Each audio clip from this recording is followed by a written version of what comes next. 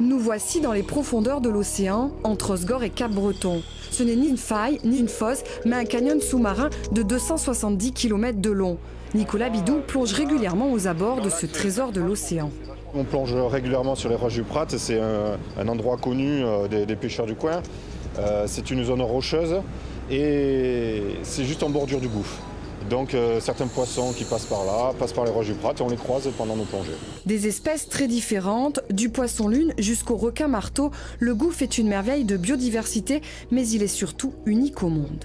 L'une des caractéristiques extraordinaires du gouffre de Cap-Breton, qui est assez rare chez les canyons, c'est de commencer extrêmement près des plages de Cap-Breton et Osgore, c'est-à-dire à 300 mètres environ des plages et à faible profondeur. C'est-à-dire que quand on arrive sur le gouffre ici, on est à 10, 20, 30, 40 mètres au début.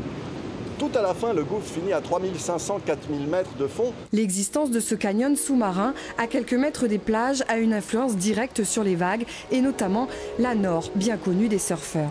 Il faut savoir que la Nore ne ressemble pas à une vague de sable. Les vagues de sable sont des barres un peu comme ça, des tubes, quoi. Et la vague de la Nore, c'est comme une vague de récif, c'est pas une vague de plage, elle a une forme de pyramide et elle déferle à droite et à gauche avec une forme caractéristique qui est causée d'habitude par les récifs. Ici, bien sûr, on n'a pas de récif, mais on a ces tombants du canyon qui créent cette vague connue des surfeurs du monde entier. Témoignages, conférences et documents seront à découvrir dimanche lors de la toute première journée du gouffre au casino municipal de Cap-Breton.